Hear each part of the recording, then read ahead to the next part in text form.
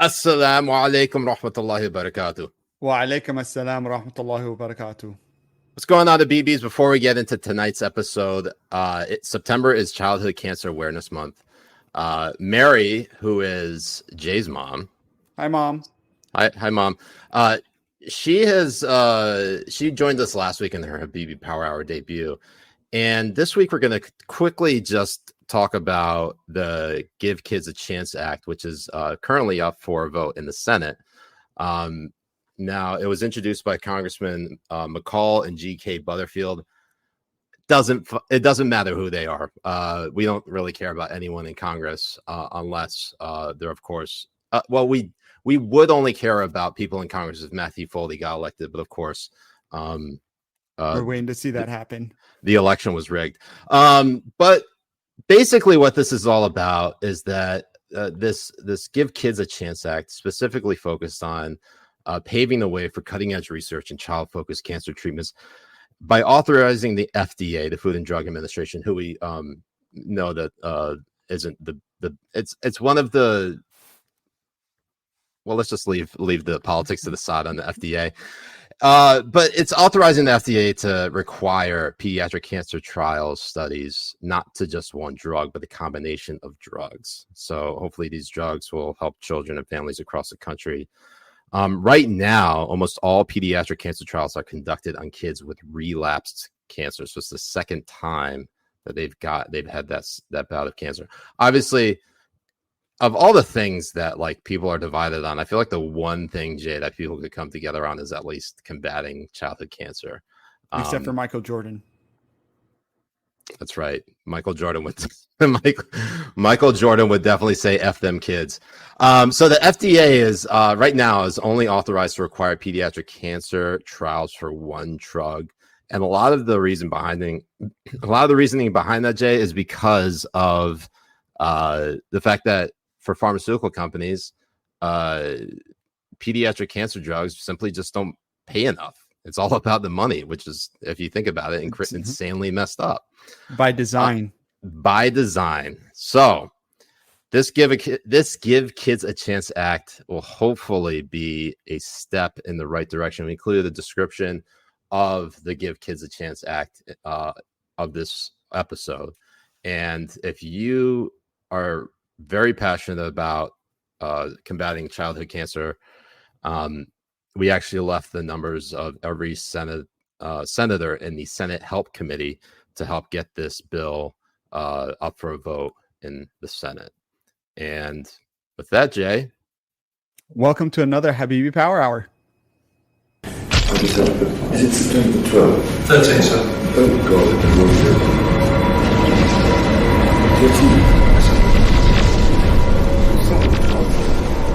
Some of my colleagues have been around how long we've been fighting for them, how long we've been taking on these things. The time I got this sentence, 120 years. The FBI came after me and took my phone and surrounded me at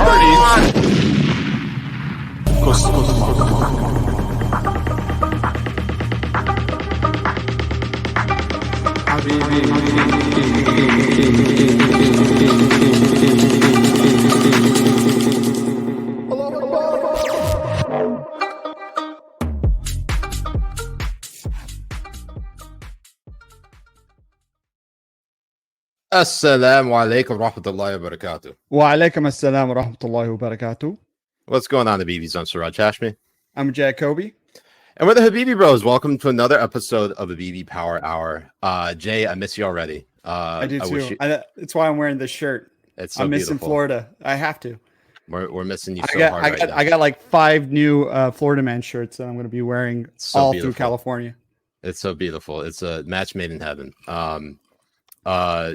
Jay, before we bring on our guest, tell the Habibis how your Florida trip went. Oh, it was fantastic. We did a lot of Florida Man stuff.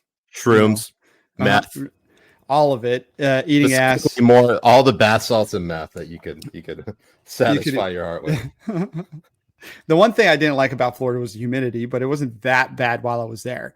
I thought you were gonna say me, which I honestly would say tough. But fair. No, of course. You're the only reason why I would actually go to Florida. No, that and because it's green and it's a lot freer than here in California. Yeah. That's I think 100% sure. how many times, Jay? How many times did you nut when you saw the gas prices? Every time, and not only when I saw the gas prices, even when I paid a bar tab, even when I saw the bill to a restaurant, like everything is, your money goes so far in Florida, it's not even funny. Here in California, you go and get like a street taco and pay $64, and then plus tax, that's 69. 60. Oh, there you go. I was just waiting for it. Hey, look who's here! It's Ernie. Hey, bud. But also, look who's here. We have a very special guest, Matthew Foley. Matthew, you can follow him on Twitter at Matthew Foley. Is that right? Is it just, there's no like middle initial, right? There's nothing. Just my name. Very simple. What is your middle name, Foley? My middle name is Alexander. So my name actually means gift from God, defender of man, farm worker. Is the full sort of a letdown with Foldy. Very ambitious, and then it just totally craters. No, that's not bad. Farm workers, I mean, they are a gift from God. That is true. Well, I'm here to bring greetings from the Minions to create what is, undoubtedly one of the most ambitious crossovers of all time.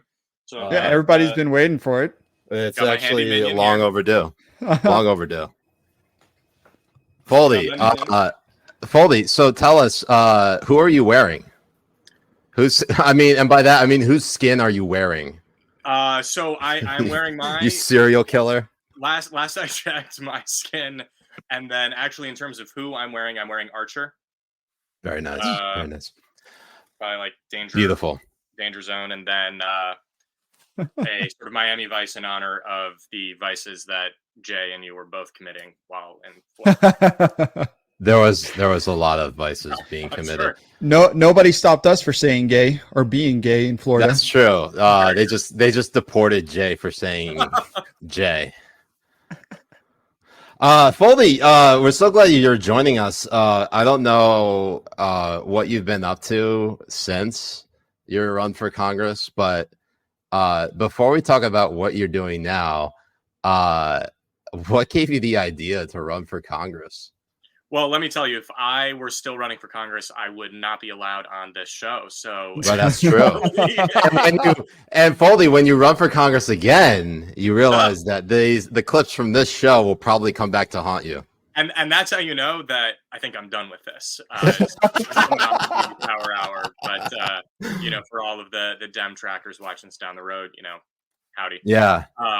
We have to be important first for the Dem trackers to actually care about what any of us have to say. Yeah, our goal is to have clips on Media Matters. Exactly, that's the goal.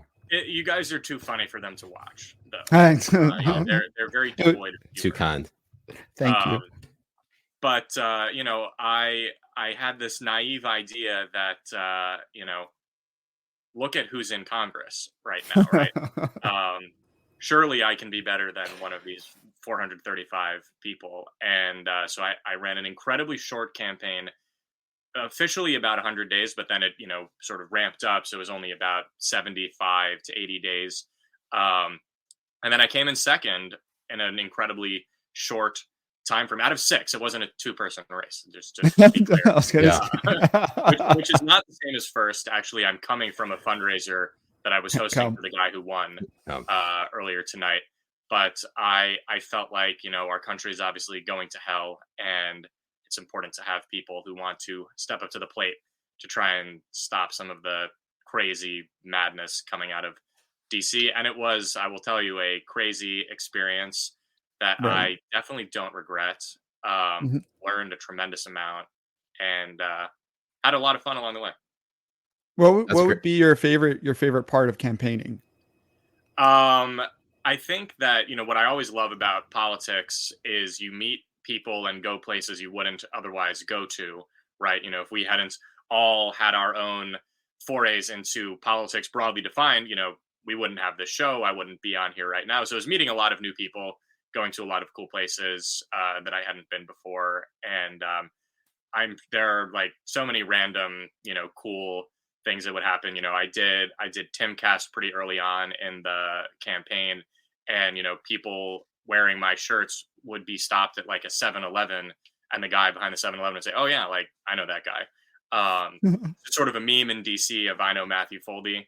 But then when that would happen in the 6th district of Maryland, people would be like, oh yeah, like I've seen him on TV. I saw him on Tucker, saw him on Newsmax, read his stuff at the Free Beacon. That was sort of a totally crazy, reality. Yeah, you actually got endorsements like from all across the spectrum within the GOP. Yeah. You had Donald Trump Jr., you had Mike Pompeo, and then I'm trying to think of who else. I mean, I had over 10% of House Republicans endorse me in my primary, which basically doesn't happen unless you're in a safe Republican district, which this isn't.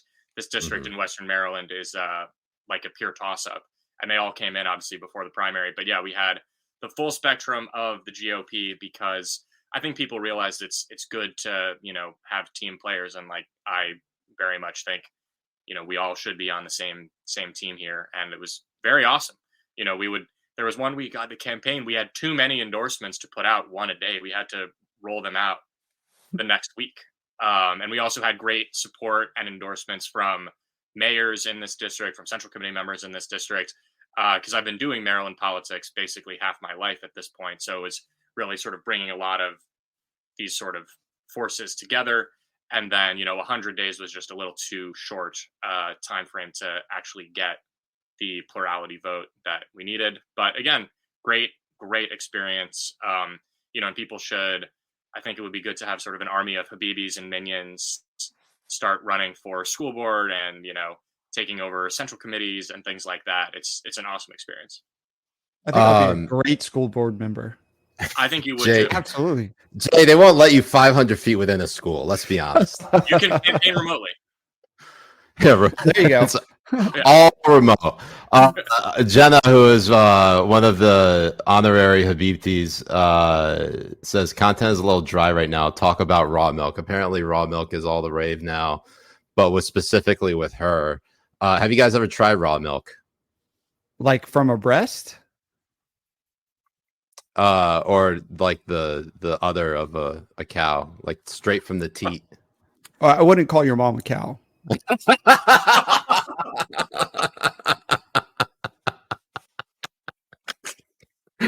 Okay, all right. Well, that's The answer is no. I have never tried raw milk. Okay.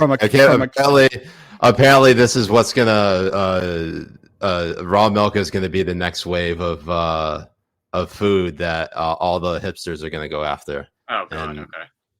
Probably. I'm not. I'm just. That's a speculation. In any event, Have you already tried it? I haven't tried shit, man. Rest assured, though, in Florida, they will not be trying to ban raw milk or any other kind. Oh, apparently absolutely not. raw milk is only available for pets in Florida. So Can maybe you milk crocodiles? we'll find out. I'm pretty sure there's a Florida man somewhere trying.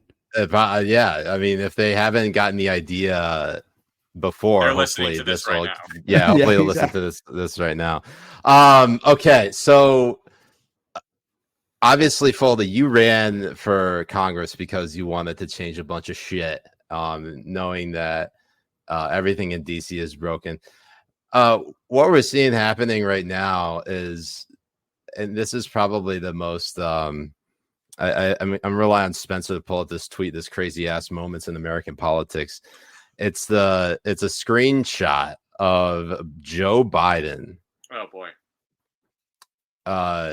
On Fox News, a Fox News Chiron. Maybe Spencer can get the fucking tweet pulled up. It's on the rundown. I'm gonna have to murder him if he doesn't. I'm just like, there. Is that it? Is that it? Promising. There we go. There we go. Oh, there we go. All right. So Joe Biden making a victory speech about controlling inflation while the Dow Jones crashes at the same time, down nearly 4%. And the market's about to close at that time. How the fuck did we get to this point where start with you, Foldy. Have you gone insane already? Because I feel like every day I'm going insane. I think we're all at that point, right? but we got to this point where the every single Democrat voted for 87,000 new IRS agents, as if getting audited already isn't bad enough, because they knew that they could do this and get away with it, right? You have the Inflation Reduction Act, which everyone understands literally doesn't do that, but they got a free pass, right? And then all of a sudden it became the largest climate bill ever. And now today or yesterday when they were signing it, it went back to being an Inflation Reduction Act. Well, it actually ended up tanking the stock market. And now the response, well, we didn't say it would lower inflation now. We said it would lower inflation later. Yeah, when that's everyone's the dead. justification. So when you have a press corps that will carry water for you no matter what you do, right? As you're tanking the economy in real time. And it's really funny watching the media switch. They switch in real time too. When it's supposed to be called the Inflation Reduction Act, and then when it's supposed to be called like a climate change savior of the world, and then when it's supposed to be called the Inflation Reduction Act again, they just toe the line over and over again. And I think that's also what's getting people to go more and more crazy, or as we like to say, radicalized in Islamic radical terrorism. And you can. It's so bizarre that we are still putting that you still have like these experts and all these people putting faith into the media when you see them in real time just fucking lie to your face or pull this like gaslighting. It's really bad too, especially because even when journalists try to call out or point out something ridiculous that any like Democrat or Democratic president is doing, they're immediately like thrown under the bus by basically everyone who supports them on the left. So take Sam Stein, for example, who tweeted this just the other day, that Joe Biden took Air Force One and the accompanying security detail for a few hours trip to Delaware to vote. For one, does Joe Biden not believe in the efficacy of mail-in ballots? For one, and then two, look at everybody in the replies. Basically, Trump used Air Force One for campaign backdrops. You always disappoint. Is voting bad? And Sam Stein is a partisan Democrat, so he is very much a Democrat. Very much partisan reporter. Yeah, be like, what's he supposed to take, an Uber? It's just everybody. Yeah, Charlotte Clymer. This is weird framing, Sam. Let's just like get the fuck out. Like get the fuck out of here. All these. Insane. And I don't get me started on JoJo from Jers. Do you have the access to those tweets, Spencer? These people are in a goddamn call. I'm blocked by her now, but I can at least pull it up on my it's my really Twitter profile. I think everybody on Twitter is in a cult in some way. It's insane to watch in real time. It's like a social experiment to watch people be so fucking tribal that they attack any reporter that doesn't toe the line or says something like that tweet doesn't really, it's just saying what happened. Yeah. So, you're talking about the Sam Stein one. Get a little of this from the JoJo from Jersey. It's a selfie of her and Biden saying, "Oh, hi, Mr. President." And this response from Jay Black saying, "I'm guessing Biden smells like cedar, vanilla, and aqua velva. Can you confirm, Joe?" And here's where shit just gets fucking deranged. He smelled like the warmest cup of cocoa on the perfect snowstorm night when the cable is out and the lights flicker and your kids want you to play with them after not wanting that forever. And the house is abuzz with excitement and connectedness and love and nostalgia like that. And of course, I just had to respond with a nice little Forrest Gump meme. I like how all of these personalities on Twitter have the most catfish looking fucking profile. Look at that shit. Look at that. They always have the most catfish looking fucking profile pictures ever. What's that one other guy that is it Rob something? I forget his name. He's some Florida like super lib and stuff. Philip Kowski. What's his name? Ron Phillip. Yes. Yeah. Ron. The guy actually looks like, because of Rebecca Jones. Wait, what? Yeah, you look at his pin tweet for forever has been. That's right. The DeSantis administration, and it's because of him believing Rebecca Jones that DeSantis was hiding, COVID deaths by the million in Florida, and he keeps that there as if that's something to be proud of. And I will say, on the JoJo from Jers note, I just sent a tweet from Spencer to that'd be good to pull up from Rob Pyers. Yeah. So JoJo from Jers, and Damon sort of prompted Rob to point this out. She is like a top grifter here. Her super PAC, the No Dem Left Behind PAC, has raised about $630,000 since its formation in 2020, contributed $4,500 to candidates, spent $0 on independent expenditures, and spent $611,000 on operating expenditures, chiefly $107,000 to spokesman Richard Ojeda, who everyone remembers probably mostly from that woman talking about Ojeda, Beto, and I guess Buttigieg and what she wanted them to do to her.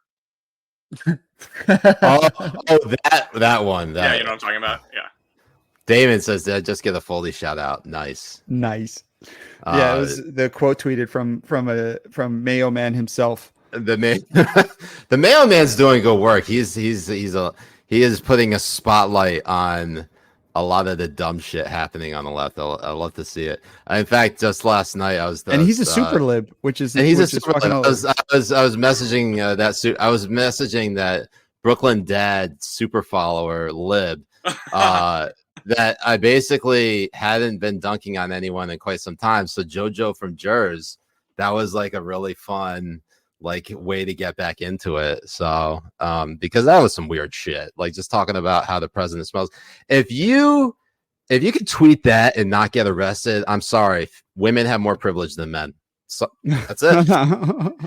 Women have more privilege than men. They can tweet what another man or woman smells like and not have the cops called on them. You smell like butter chicken and curry. But that's but you're not talking about actually that does smell great. So if anything, I'll probably call the cops on you right after this. Call the feds. The irony though, right, is that Biden is normally the one sniffing people. That's right. True. Well, the thing is she was probably 40 years older than what he likes to sniff. Oh man! All right, so now that this Inflation Reduction Act has been basically implemented into law, and they talk about it being the biggest climate, the biggest climate change investment that they're ever making. How the fuck did that get into the bill? Are they actually what if we go back? Go back to Obamacare, and they have to pass the bill in order to figure out what's in it. What do you think we're going to find out? What else is in this bill, Foldy, that might come out later?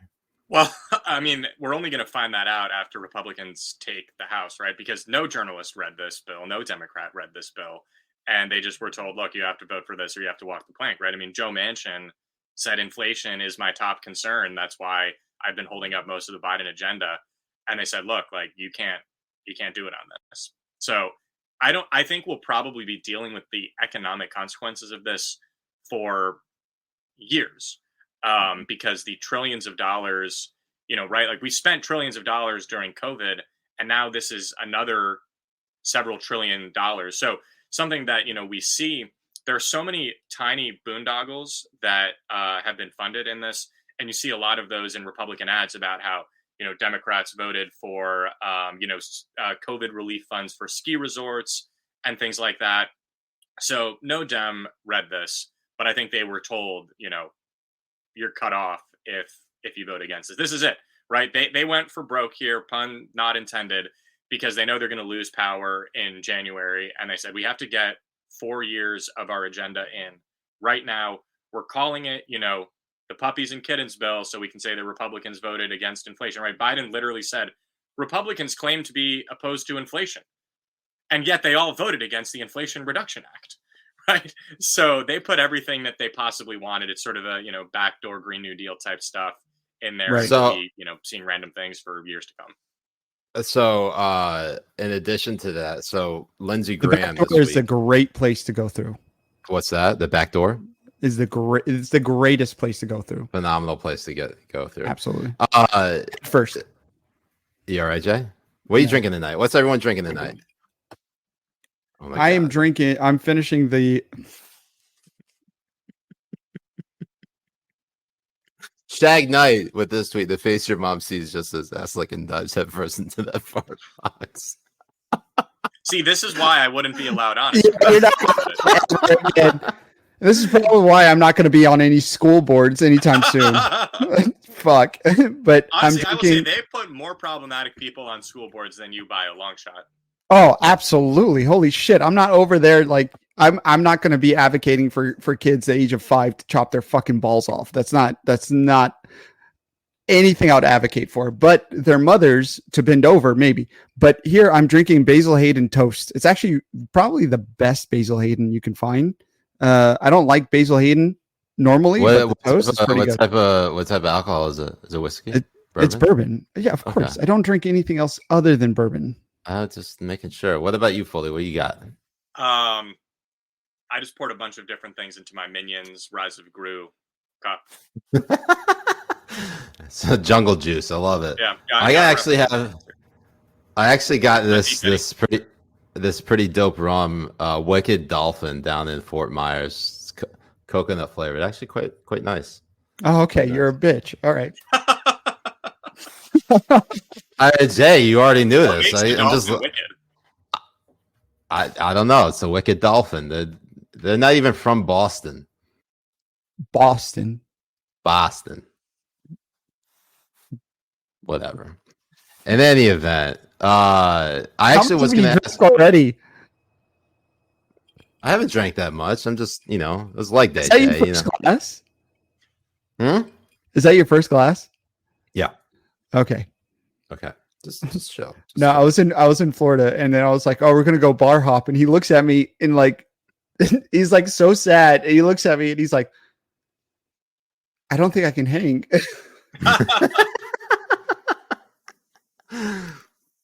Hey, I know my limits. Shenanigans. It's like 5 sips. That's your limit. Yeah, basically. Okay, so another story that's actually been kind of big this week, at least in Washington, is this new abortion ban that Senator Lindsey Graham has introduced. Before I kick it to the floor, at least I'm thinking there's no way, obviously, that this is going to pass the Senate. But what it's doing is that they're forcing the issue and trying to get basically anyone running for office in this election cycle to be able to comment on it and bring back the abortion debate, because I think Republicans were kind of losing ground on a bunch of other stuff. There were a lot of attacks that were not hitting or sticking. What do you guys think, Foldy? So I think that this is a great example of actually how you can see the power that journalists have. Obviously, that bill was introduced the same day as the stock market tanked, right? Which I think just timing wise is not a great way to do that. But every journalist has the prerogative to say, all right, well, am I going to ask people about a 15-week abortion bill, or am I going to ask people about the economy falling in the toilet? And of course, they always will do the former because they want to cover for Democrats for as long as possible. I think that the bill itself, sort of would put America on par with most of Western Europe, and I think that that it polls probably better than journalists would and Democrats would acknowledge that it does. It just seemed weird to me, timing wise, of let's do it right now on the the same day that we're trying to point out that every Dem voted to destroy our economy and our future. But obviously, nothing will happen with this until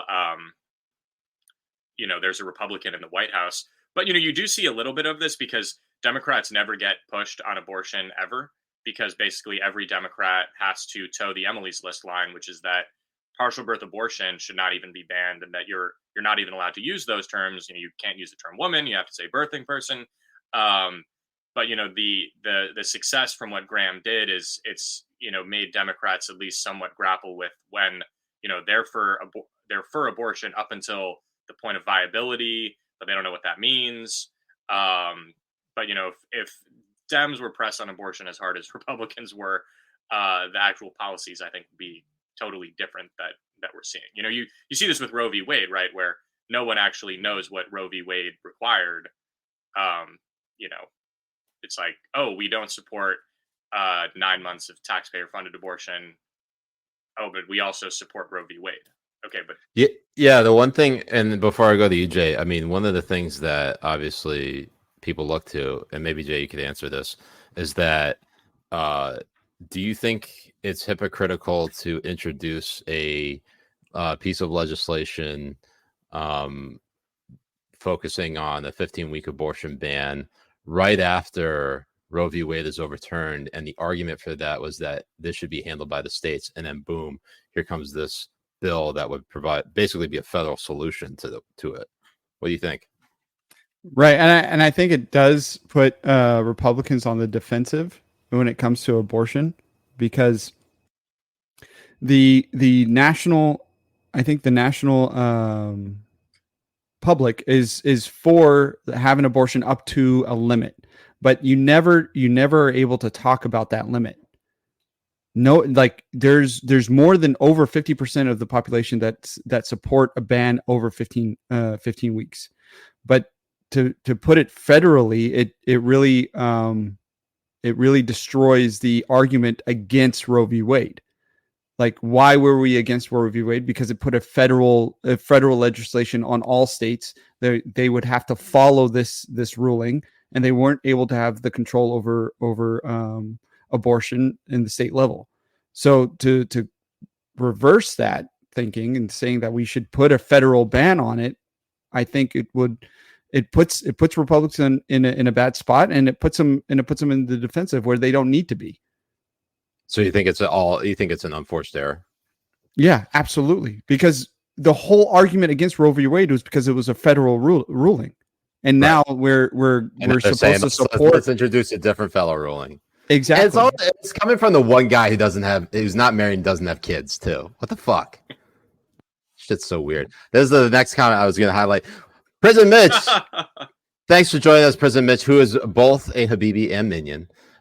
Says Foldy is over there teaching while Jay vapes and Siraj makes out with Ern. Honestly, you guys have the better side of this bargain here. And I realize I'm wearing the same jacket that I wore when I met Prison Mitch in Florida 2 years ago. But oh, really? Yeah, that's a Florida jacket. Absolutely a Florida jacket. For the Habibis who are not aware, Foldy actually made a cameo in Habibi Power Hour. I'd say about a year and some change ago when I was back up in DC.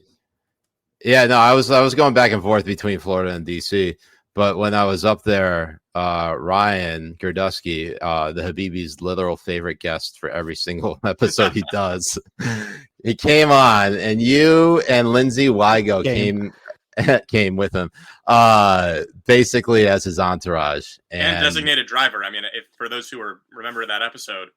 You guys drank so much. It wasn't great. It was not a good scene. Surely they'll stop at some point, and then the boat was empty. I'm like, oh my god. I said, I was like, dude, I will obviously be driving you home because you are unfit to operate any vehicle for like 12 hours. And you, Matthew, are unfit for office. There, apparently, I said it. Yeah. Although I will say, when I was in college, I actually remained the youngest elected official in Chicago history. I won when I was 19. I was elected as a ward committee man in Chicago. So, you weren't. You should probably run for Chicago mayor. Oh my god! I'll do. It'll be me versus will actually help you in Chicago. Honestly, they have a very huge ass eating population in Chicago, so I think you'd be good. Yeah, I think Lori Lightfoot's all about that, right, Jay? Absolutely. Yeah. Break a foot off in that ass. All right. So besides that, the Queen Elizabeth passed away last week at the age of 96. I barely heard about this. The reverse 69. Reverse nice. She died at the reverse nice age. I think enough time has gone by where we could actually make jokes about it, right? I mean, we are Americans, right? Of You can course, make jokes about it the same fucking day. Just kidding. We made jokes about it the same fucking day. The as you memes said. were fucking great. I mean, one of my favorite memes was, I think it was on Oprah. It was Markel and Prince Henry, or no, Harry. His name's Harry. Yeah, Prince Harry. So the meme is like Oprah is asking Markel how is Henry, adapting. How's Harry? How is Harry? Harry, sorry. Henry and Harry. It's the same fucking thing. Anyways, Yes. how is Harry adapting to American life? And he goes, I found out my grandmother died on from a meme. And it's like, that's 100%. It was so good. There was another really good. Oh, go ahead. Go ahead, Foldy. She lived 96 years and never got to watch the Bengals win a Super Bowl. Oh shit. That's very, very oddly specific.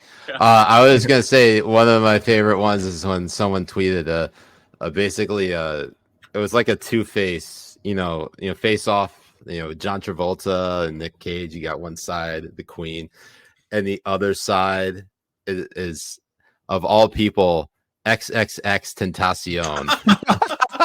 They both died too young. And my favorite part about that is, someone, the person who's tweeting out that meme, that image, is being like, I'm gonna have to tell my kids that this is how I found out how Queen Elizabeth died. Yeah, that's really good. I'm more interested in the fact that we're going to start hearing, stories come out at how she liked her ass eaten by the pool boy or the help.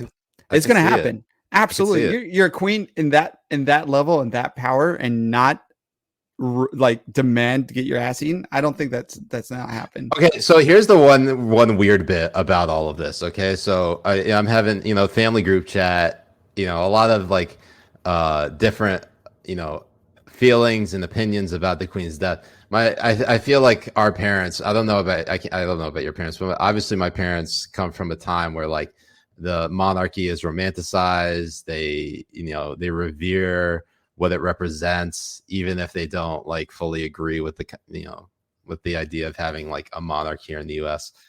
But what the funniest thing that my Bubba did is basically say, actually, King Charles III is actually really progressive. He actually learned Arabic so that he could read the Quran.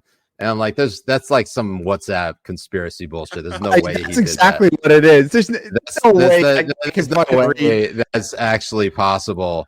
And lo and fucking behold, there it is. He actually learned Arabic in order to read the Quran. You guys have won. Yeah. Yeah. So into the UK. King Charles Habibi confirmed. So King Charles is not only is he a Habibi, he is a straight up Muslim bringing Sharia law into the UK. So we finally did it, Habibis. Alhamdulillah. Allahu Akbar. Takbir. Allahu Akbar. Takbir. Allahu Akbar. Allahu Akbar. So yeah, that's basically where we're at now, is that King Charles will finally bring Islam to the Western world on a more official capacity. And I would love to hear him recite Arabic, anything in Arabic. Love it. I would love to hear him to say Kusamak. That would be my favorite thing. And Foldy, if you ever meet an Arab and they treat you right and they gave you food, all that kind of stuff, to thank them, you say Kusamak. So unfortunately, I took Arabic and speak Hebrew. Oh shit! Oh, that's right. Probably not say that. So King Charles on HBH wins, says Roy Metzger. Look, if King Charles is really looking to do that podcast circuit, hit us up. Well, here's the thing: once you're king, you're there forever. So he now can do this, right? It's like, I couldn't do this as a candidate, but now that I'm not a candidate, I can. Now that he's king, he's there until he dies. So there's no right. It's not like they can impeach him or remove him from unless, of course, they stage a revolution of some sort. President Mitch says Amir Charles about to bring Sharia to the UK. Alhamdulillah. MashaAllah. Hobby says have King Charles meet King Ern. That would actually be the most ambitious crossover. More ambitious than this crossover. I mean, I'm keenly aware that I was your backup to King Charles for this episode. Yeah. Unfortunately, he had to cancel. He was, yeah, he had to go lead prayer. Yeah, that's true. The time difference means this is probably morning prayer time over there by now. Yeah, it is probably It's Fajr Fajr. over there. So yeah, that King Charles, inshallah, bringing Sharia law to the United Kingdom. It's interesting. As I'm gonna try to make this segue here, and it's gonna be a leaps and bounds. You ready for it? Let's hear it. You ready for it? Okay, Do so it. as King Charles is bringing Sharia law to the UK, it's only a matter of time before MAGA Republicans bring Sharia law to America, because they're already being treated by the federal government like they're all Muslims, as evidenced by this FBI raid on Mike Lindell. How's that? What is then the next segment? Yeah, that's the segue. Mike Lindell being raided by the FBI. I mean, it wasn't bad. I mean, okay, maybe. No, it was good. It was great. Top effort. Okay, thank you. So Matthew, to England and people's phones literally being stolen from them. Like, I don't know what more you guys need at this point. I mean, for one, the list works too. Yeah. And yeah. Like, your phone needs to be taken so badly. I am actually sending the feds on you. Yeah. So when are they going to Jen Rubin's? Look, Jen Rubin is a saint. She's a queen. It's never going to happen. If she's a saint, that doesn't bode well under Sharia, though. That's true, because she'll be the queen. Jason Nichols, who's also a Habibi, who's been on the show before. The FBI is out here snatching phones. And this is the part that really gets me. I'm beginning to think they hired Siraj as a consultant, which, by the way, blasphemy, because I will not be besmirched on this website by being called a Fed. I mean, you're white enough. That is true. I probably could probably seamlessly get in there. You could absolutely just put a picture of you in that in that meme photo of all those guys wearing the sunglasses, sitting out in the yard looking like FBI agents. If you just had you just there, that's it. Yeah, all of them Siraj. Honestly, they're kind of wearing your outfit, Jay, in that pic. Oh yeah, they were polos and everything. That's true. So Mike Lindell gets his phone seized by the FBI. I mean, why? What was the justification? I still don't understand it. Foley, have you been keeping up on this? I have no idea what they think they found on his phone. At a Hardee's, right? Like, what is he doing at a Hardee's? They're like, all right, you know what? At a Hardee's. We'll take that now. Was it at a Hardee's? Really? It was at a Hardee's. So. At like honestly, a that was probably Hardee's. the least crazy thing to happen there that night. Yeah, that's probably right. They probably found hentai on his phone. I'm 100% like he probably has like my pillow hentai fucking pillows and shit, like with waifus and all that kind of stuff. It's not like I don't know what that is. I'm just saying words. I have no idea what that is. Hank Helvivi says that it's part of Siraj's plea deal for 9/11. Apparently, I come after his phone. No, I actually don't know why they came after him. But it's got to be like it's there's got to be a reason behind it. Like let's put our conspiracy caps on. Oh shit! I threw mine away. I got it. There you go.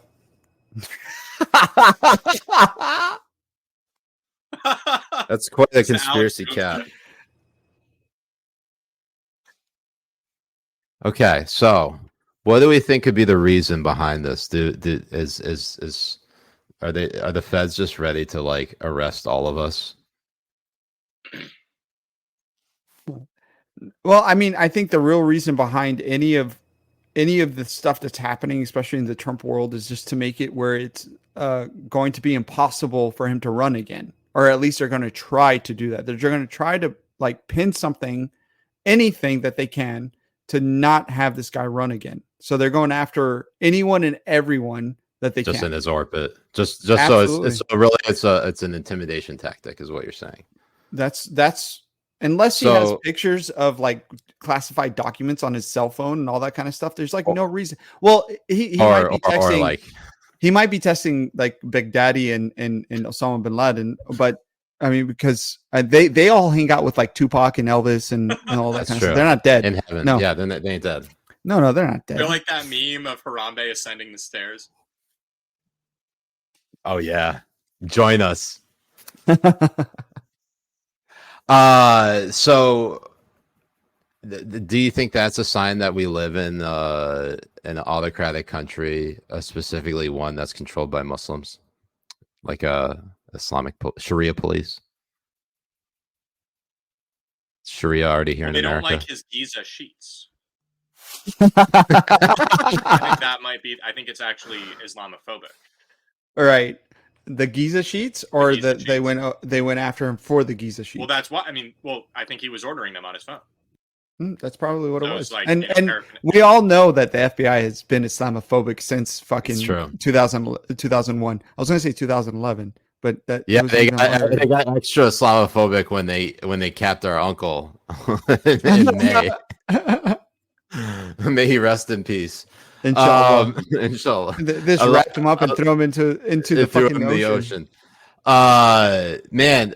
So while that's all happening, you have this Durham bombshell, the Durham probe. You have Trump visiting his golf course in Virginia, and of course, Blue Anon thinks that the walls are Trump closing in. Yeah, the walls are finally closing in. Like, he actually must be in deep trouble, because why would he come back to DC?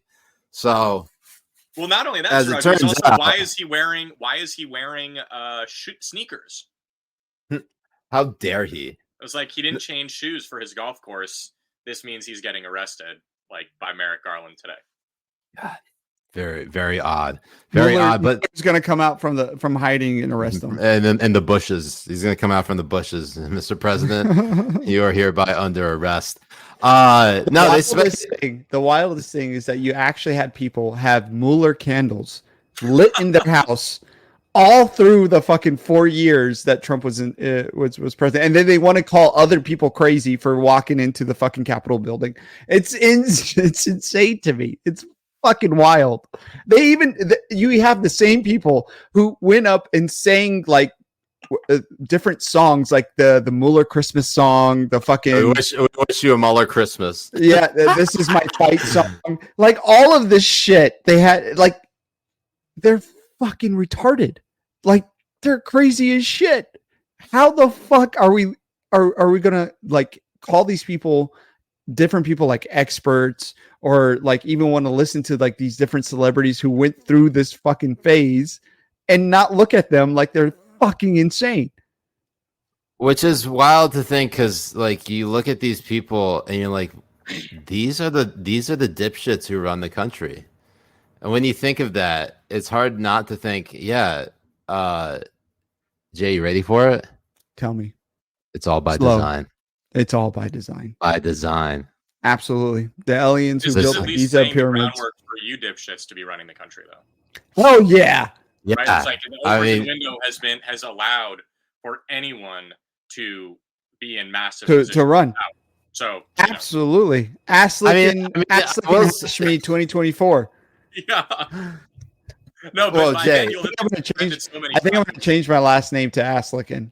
Like, you really should. Legally, my last name should be Aslikin. And your first name, Ahmed L. Aslikin. It's fantastic. It is fantastic. So the Durham bombshell happening basically this week is that apparently the FBI paid a Russian accused of lying as a confidential informant against Trump. Prosecutors say that Igor Danchenko, the primary source for the discredited Steele dossier, was paid by the FBI as confidential human source for 3 years, despite prior concerns he was tied to Russian intelligence services. When you hear that, Foldy,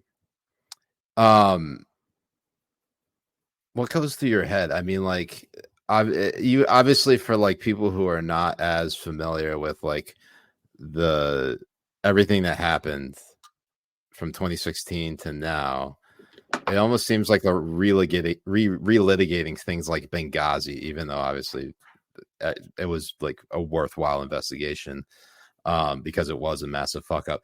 This right here is a massive fuck up internally within our country, because the FBI is not being accused of working for the Russians, even after this Durham probe came out. I mean, one of my favorite theories of American politics is that we are just trapped in the 2016 presidential election forever.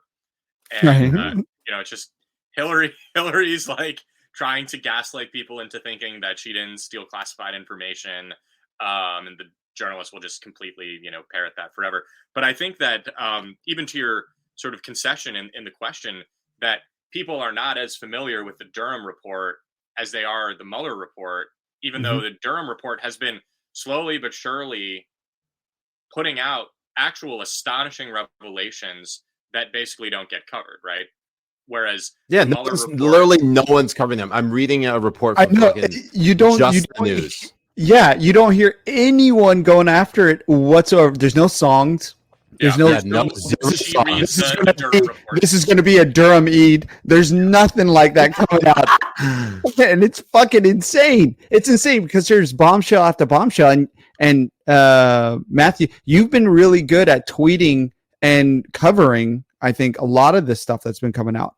Well, so this is what I think. I think the reason for everything you just said is because if the Mueller report is discredited, then so many journalists who have won awards for covering it, who have, written best-selling New York Times books about it, there will have to be theoretically some sort of professional consequence. Now, of course, there isn't. There's no consequences in journalism for being spectacularly wrong and, driving the country to this division by claiming the president was an agent of Putin for 55 years. But I think that's why they have to double down on Mueller's report either being good, real, accurate, bombshell, whatever. And then the flip side of that coin, though, is completely memory holing and not covering anything from Durham. And I know this from my time as a reporter, like my former colleague Chuck Ross at the Free Beacon and Jerry Dunleavy at Washington Examiner are two of the only reporters who have ever been sort of on covering the Durham report as it would, put things out there. So you look at why Natasha Bertrand has probably never written an article about the Durham report. Well, it's because her entire career was made off of Trump-Russia collusion, and to acknowledge that she was wrong about everything, then it would be like, wait, well, why did she keep getting promoted? Maybe she shouldn't keep getting promoted. So it's totally fucked up. It is, and it goes into like the way that they're treating COVID as well, and the way the reporting has been on COVID, the way that the experts have gotten it wrong completely and utterly. It's a narrative that they want to push, and they decide to push that everything that they report on, the experts that they rely on, are fucking liars, and they can't allow that to be shown to the public. That you can't trust the term expert when they want to push a narrative. You have to trust it, and it's the same thing like you were talking about that reporter. She won't discredit herself, even though the truth has come out that everything that they were reporting on is a fucking lie. Well, which reporter was that? Sorry, I missed that.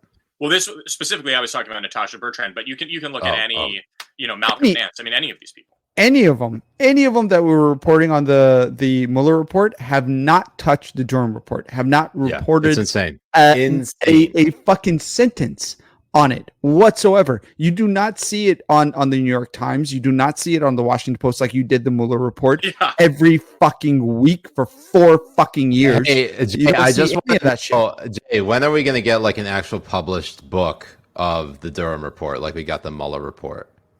Remember that shit? Table Durham report. Yeah, kitchen table like book that says the Durham report. I want that. We should put that.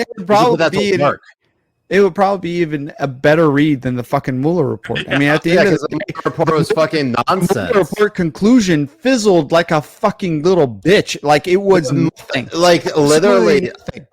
I love this. I'll never forget this because my Bubba, he's obviously, he is the one person in my family who at least like gets me a little bit better than the rest. because most of my family. You've been such a disappointment for all his life. He's like, you know, let's give him a chance. He's 30-something years old now. I mean, there's no way he's going to be a doctor. It's not happening. So the Mueller report came out, and he saw specifically that there was no like evidence to prove that Trump actually colluded with the Russian government. My Boba actually had a very rational response that I wish most people had, was like, well, they couldn't find anything, it's time to move on. It's like, okay, well, where the fuck is that? Where is that happening? No one's talking about that. They're saying that like literally the evidence is there, they just couldn't find it. Like Mueller just didn't, he's they tried to discredit him, like at least as they discredited old man. They made him a saint, and then at the end, when it fizzled, at the end, when it fizzled out, specifically when he testified, people were saying like, oh my god, like Mueller just doesn't look well. Like they're basically talking about him the way we talk about Joe Biden.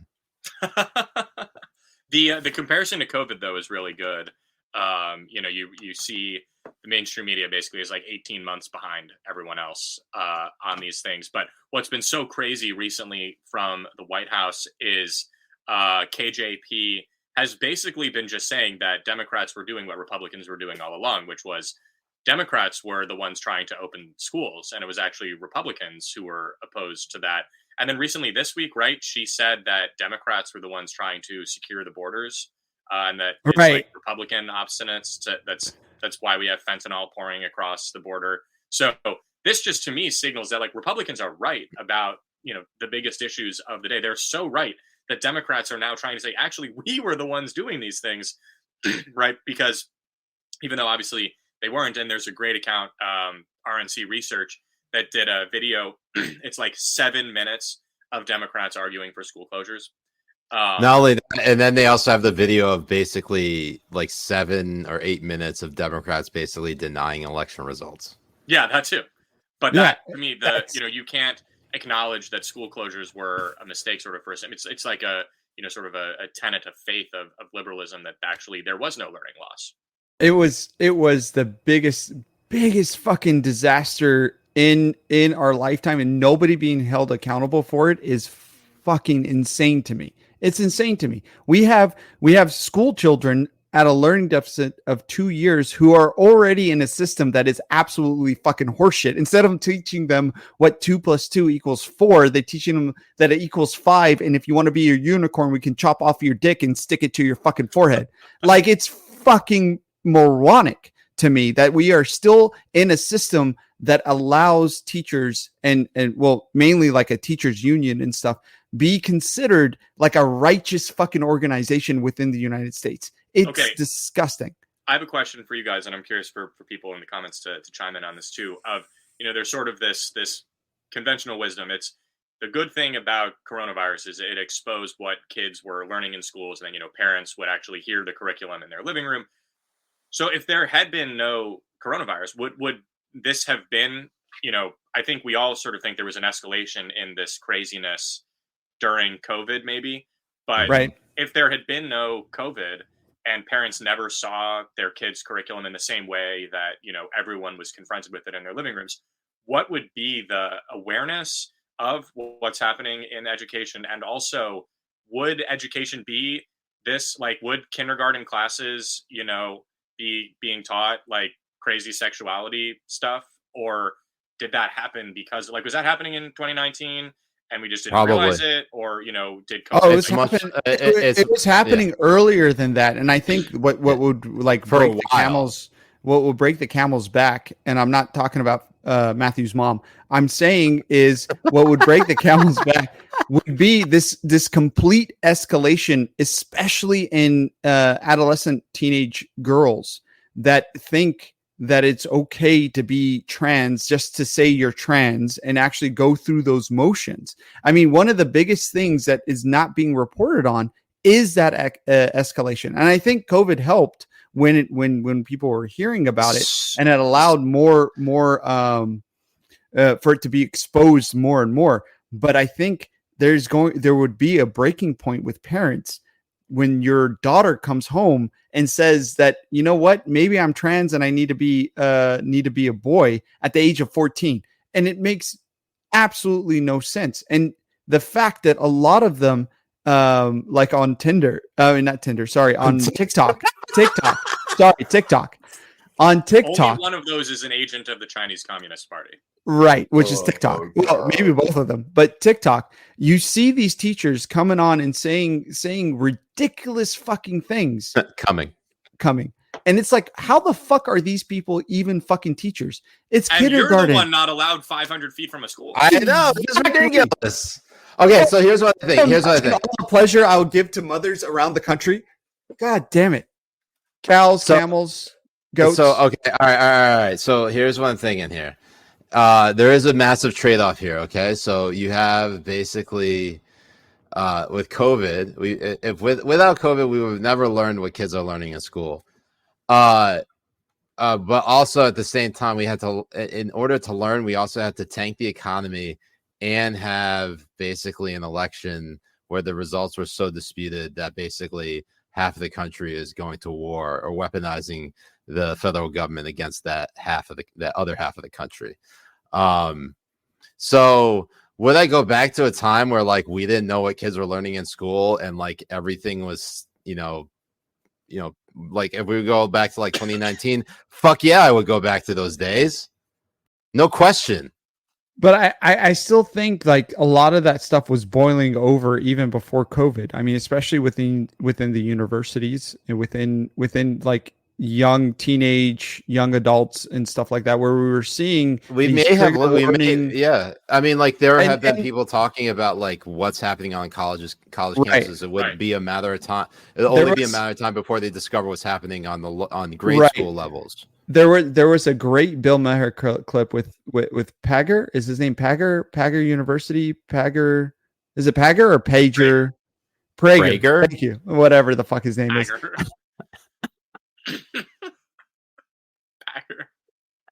The Green Bay PragerU.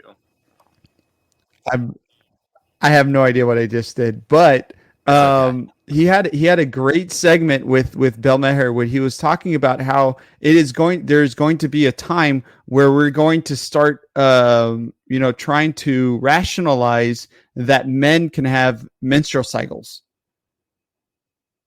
Yes. And it was before COVID. It was like a year or two before COVID. It's like in 2017 or something like that. Like it's fucking insane to go back and watch that and see where we are right now. It's crazy to me. Sorry, this is the point of the show, Foldy, where I start to lose focus. So you're gonna have to pick up the slack. Sips and you're just absolutely. I'm done with the bottle. Yeah, Jay's like on bottle number 5. This is the Lord Master said Pringles University. That's what we need to start calling it. Pringles University. I'm so bad with names. I'm so bad. Like if it's even spelled wrong, like for example, Kellie is supposed to be said as. I say Kylie, but it's supposed to be Kelly, and I always make the mistake, always.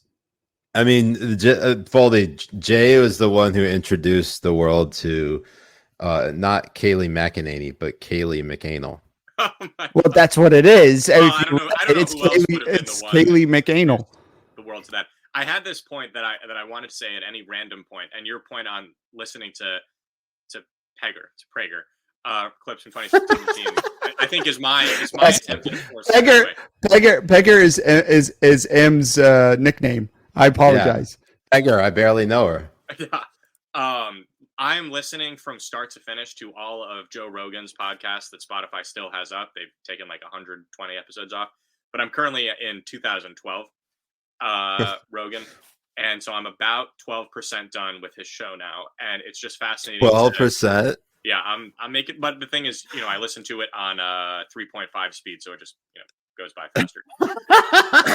But it's fascinating to like see, that's sort of a previous iteration of this show where they are high out of their minds and just like riffing on whatever.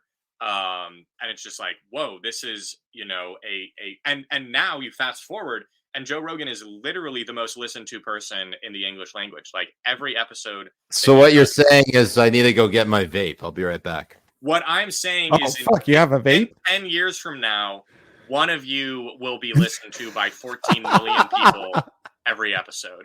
And, that would be amazing. That would be amazing. You've already installed Sharia in Britain, right? So you guys have gotten results faster, proportionally speaking, than Joe Rogan did. Exactly right. And yeah, literally, I mean, they are so high. They'll talk. They're like, oh yeah, like we're absolutely high. And that was early Joe Rogan, and that's why we had the video of Musk smoking weed. Early Joe Rogan, they would get stoned with their guests and then just talk for 3 hours. And that's the way it's supposed to be. My favorite thing is to get on acid and talk about random shit. Yeah. Random shit for fucking hours. Rory Mitzer coming in saying, yeah, Siraj and Jay will definitely have to delete some episodes if that ever happens. Yes. If you watch us early on, it's insane. It's especially because we were a small channel at the time. I mean, the shit we would talk about. And it's funny how this all started. We started doing it like on Instagram Live. Yeah. Fortunately for you, those videos disappear. Yeah, they do. Alhamdulillah. It's so ridiculous that like remember there was that like 2-week news cycle where nothing was happening. So CNN was like, all right, well, we're just going to go on a revenge like crucifixion of Joe Rogan and try and basically get his show off the air. And then obviously Spotify pulled off several more episodes of that. But that's because No, what's amazing about that is like everything that he was talking about when it came to COVID was actually not necessarily completely false. Well, and the other thing is, and he said this in an early episode. He's like, anyone who's taking medical advice from me is a fucking idiot. I eat bugs on Fear Factor. Like, why are you pretending like I'm your doctor? I mean, you probably shouldn't take medical advice from me. But and he had one of the COVID doctors on the show. He did. And the thing about Rogan is like he would have these people, especially like nutritionists and stuff like that, come on and talk about like why it is that the most affected people who died of COVID were of old age or like had underlying conditions to it, and to close the economy completely over that is like there's no other easy way to put it other than like fucking retarded. Like it's the stupidest thing that we could have ever done. Even early on, even if we were scared, we knew that children were okay. They didn't get affected from COVID as much as old people. People who are healthy didn't get affected as much as old people did in COVID. And then you had Cuomo killing absolutely like fucking nursing homes after nursing homes, and nothing. He won an Emmy, right? Yeah, he won an Emmy, and CNN was like fucking coaching him as all of that shit was happening. And the fact that wasn't a bigger issue at the time is fucking insane to me. You still have people like trying to defend Zucker, and I think the biggest issue. Wait, Jeff Zucker or Mark Zuckerberg? No, Jeff Zucker. And I think the biggest issue that CNN had was Zucker. Now I love the new guy getting rid of all of these people. Oh, of course. And that's exactly what needs to happen. Rogan and Zuckerberg 2 weeks ago. Oh, yeah. Zuckerberg I saw that. Like, yeah, the Fed said, please suppress the Hunter Biden laptop story. So we did. Like, he made more news on something that there are literal beats in the mainstream media on in one interview than these people have done in their entire lives. And I think he's just like a crazy, like interesting person to think about how this guy is like either a dumb smart person or a smart dumb person. I don't know, but he's one of the most listened to people in the world now because all he does, and I haven't listened to the new stuff. I've just listened to the first 205 episodes. He's just like, I don't know anything. I'm just going to ask you things that seem interesting to me while I'm stoned out of my mind. Right. We'll see where the And, conversation takes us. and I think that he would view himself the same way as like a smart, dumb person, because he does ask like really good questions, and he has these really good guests on that reveal like some really important information. And where was the media reporters when this happened? Who reported on this? Who gave clips on Mark Zuckerberg actually saying that the FBI told us to suppress this story? Where do we have these? This should have been a fucking national news story for fucking days, letting us know that social media in of itself is being controlled and run by and suggested by the federal government. Yeah, I don't. Well, obviously, because if they admitted to that, then they realized that basically all the things that they accused Trump of and the Trump administration of doing, they would be caught in that lie. That Biden's basically doing exactly what they all thought Trump was going to do, and that is turned basically. They're going to have like a Ministry of Truth. There's going to be 1984. Yeah. They're going to burn books. They're going to, fucking jail journalists, like all that shit. Democrats have literally done every single one of those things, even, dating back even 100 years. Woodrow Wilson, FDR, like these motherfuckers have no shame whatsoever. And they still praise FDR to this day over the fucking over the New Deal. Fuck these people. The good thing is, I mean, right now we probably have more people listening to the show than whatever is being aired on CNN right now. I thought that was like a kind comment for yourself there, Foley, that you were saying that no one watches our show until Matthew Foley appears. No, I'm saying on any given Wednesday, you have Right. more people watching your show than whatever is on a lot of the primetime news things. Yeah, sorry. All right. It's about that point in the show. It's been 69 plus minutes, or obviously got to take these off. Ooh, Jay, have you been working out? Here, let's zoom out. Yeah. Foley, have you been working out? I actually did a half marathon today, and I'm really? Yeah, I'm like. How are you still alive? Well, here's the thing. Running is like entirely psychological, and I was just doing it on a treadmill, and once I knew I was going to do a 10K, and basically the thing with running, once you do a 10K, you can then, unless you want to stop, you can get to 10 miles, and then at 10 miles, get to 13.1, and then there you go, half marathon. So what time did you do this? Did you literally just come from the treadmill to join the Habibi Power Hour? No, thank God. No, I did it. Yeah, I can't run for shit. No, not for shit. You certainly can't run for office, Jay. Speaking, I would be a great congressman or senator. Absolutely amazing. We just need to get you appointed. That's the thing. Yes. Let's and do then it. we can say, look, I mean, Dr. Oz, if he doesn't win, we still need a Muslim senator. Boom. Oh, we already had one in Barack Obama. That's true. But well, that was a president. Well, but he was the first. It was also the first Muslim senator. Don't get it twisted, Jay. Oh yeah, I forgot he was a senator as well. Jay, you're just so bad with history. You're so racist. I am. No, I have zero memories of like fucking 5 years ago. So big. I feel like this should be bigger news, but I'm not seeing it like all over the place. That maybe because. Oh my God, let's watch this. If you play audio, I'm pretty sure this is what's going to get the video blocked. But we're going to watch it anyways. I'm not getting any. I'm literally getting zero audio here. There is Jay. There he is. That's beautiful. Actually, I'm glad he didn't play audio because that's what probably would get us. Also, that guy has a shirt on. That too, but it's also because I'm 5'4", so it was showing me as a midget. So one thing that it was reported today, yesterday. I'm bad with dates.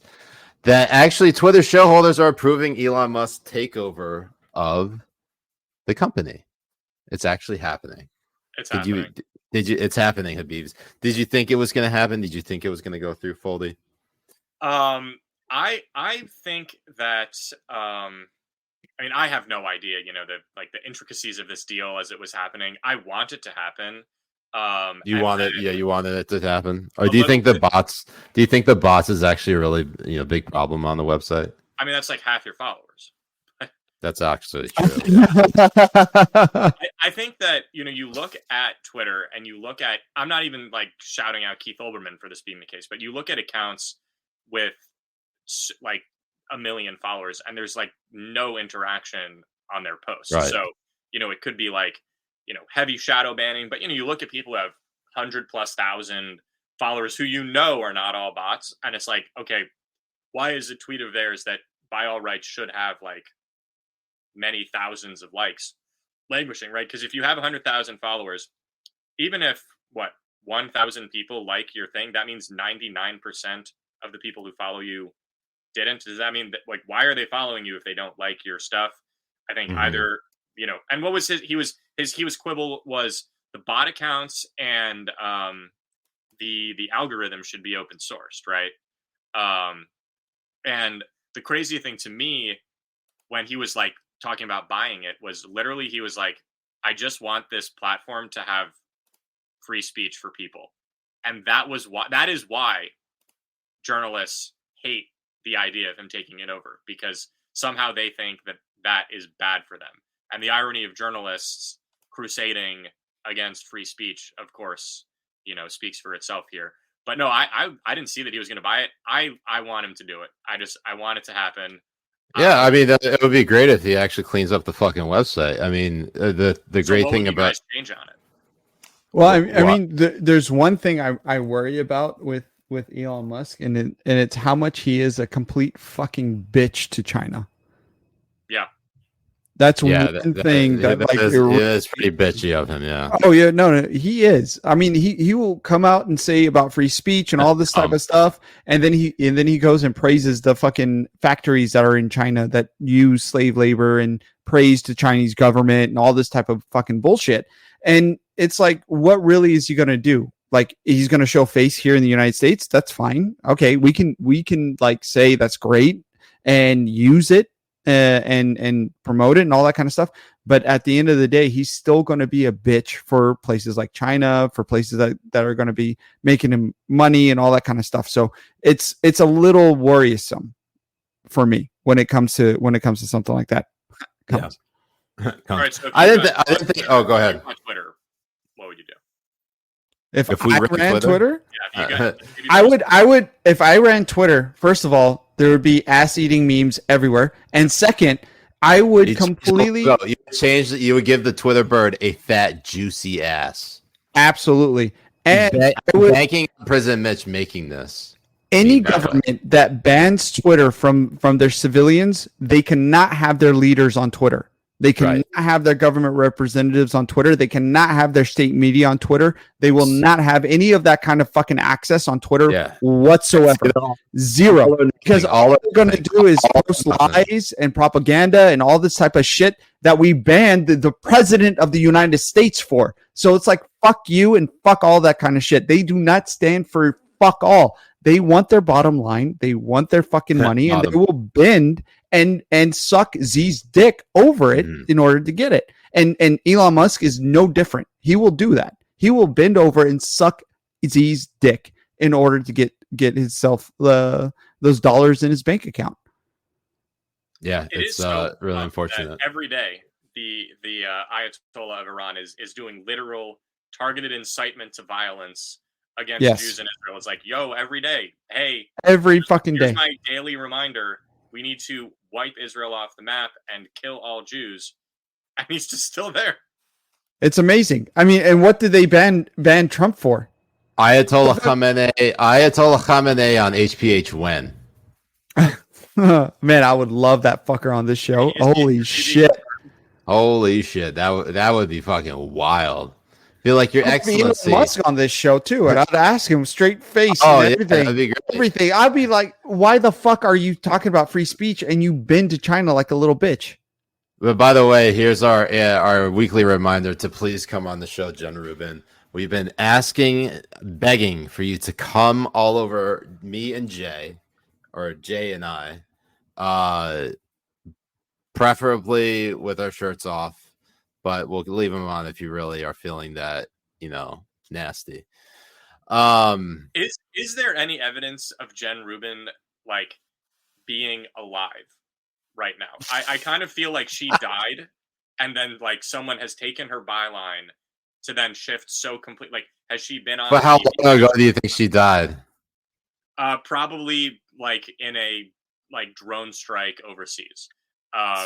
So Obama finally got the deed done. Yeah, he got her. The best Muslim president we've ever had. Does she go on TV ever? Obviously there's that image of her. The fucking quote from this tweet. Holy shit, I didn't see this until now. So much for Saudi outreach. The New York Times, ostracized by the West, Russia finds a partner in Saudi Arabia. Fucking incredible. Incredible shit. Holy shit. I can't believe I didn't see that. But does she go on TV ever? Like, I feel like she's on MSNBC. She's an MSNBC contributor. Okay. Yeah. I know this because I obviously follow her career way too closely. Yes. You do. So, let's see what else we got on the docket. Did we? There are a bunch of other stories that we didn't cover just yet. Oh, there was an Iowa teen who actually. You're as drunk as I should be right now. Like that is fucking hilarious. Jay, shut the fuck up. Don't forget, I also got the vape. There was a teenage. All right, can I talk about this very serious story? And we should all wait. Hold on. Sarah Johnson says Foley's the only sober one in this conversation. That is essentially 100% true. Oh, you fucking bitch.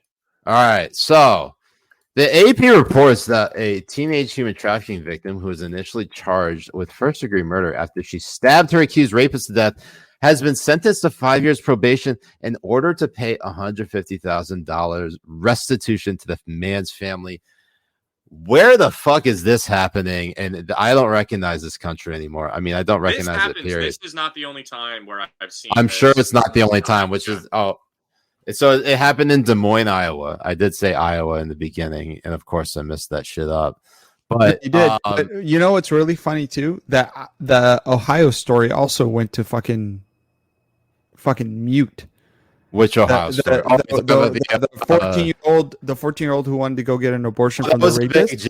Jay, it was a big story. It was national headlines until we figured out who the suspect was. Yeah, exactly. Yeah, until we figured out who the rapist was. It was like dead in the water, and nobody went to it. Undocumented immigrant. The suspect was an undocumented immigrant. It's an illegal alien. I will not allow undocumented documents to be said.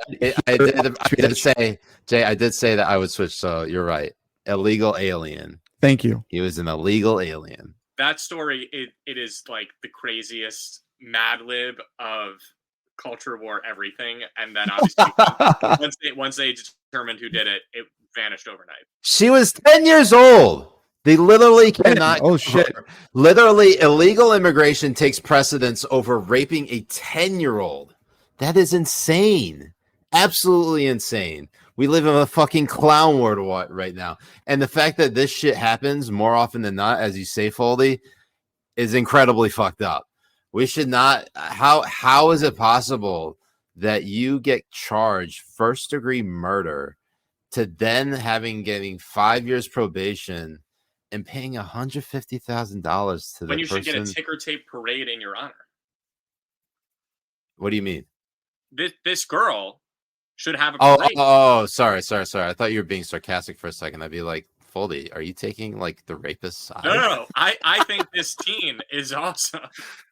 Oh no, I mean like there's obviously no like if she had a look, the only thing, you know where she messed up?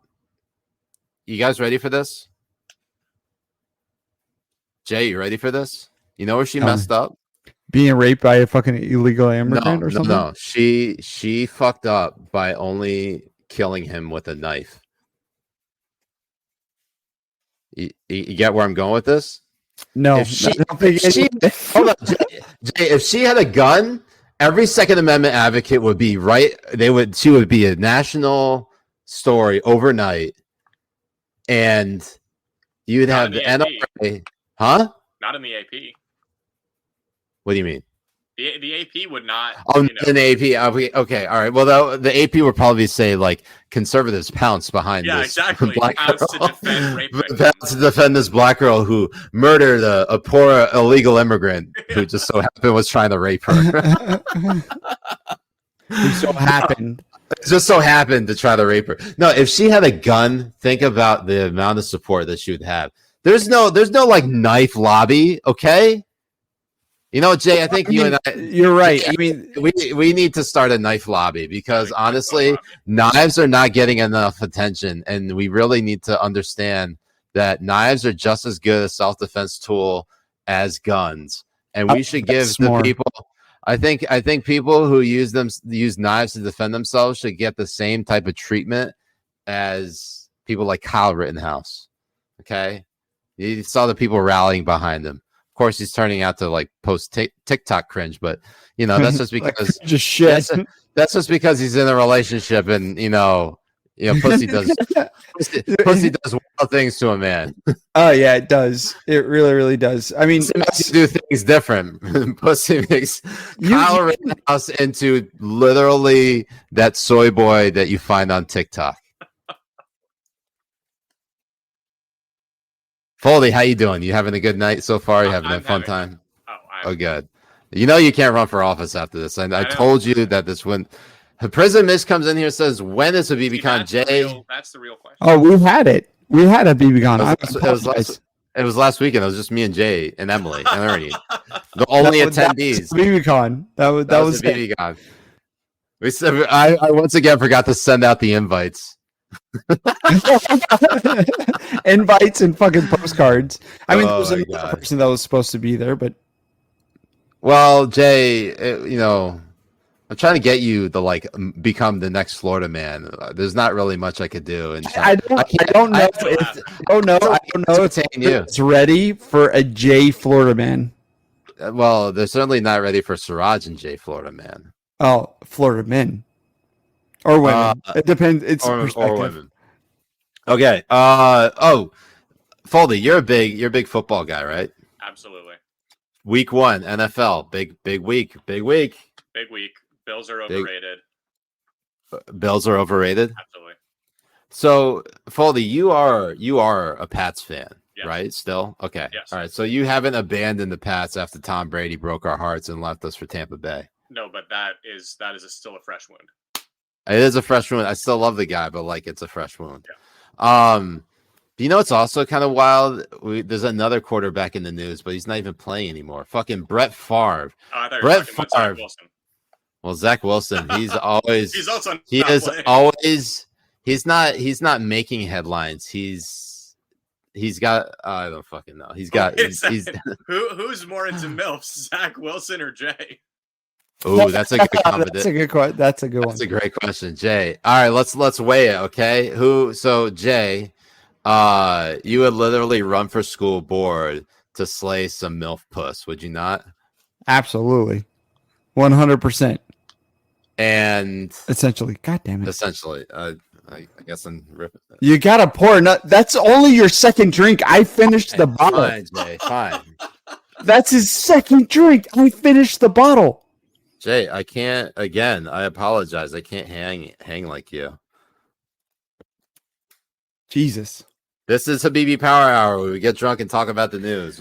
Well, I think it's my German Irish side that really helps me with my drinking. It really does. I'll finish a bottle of fucking whiskey and I'll piss clear as day. It's like water.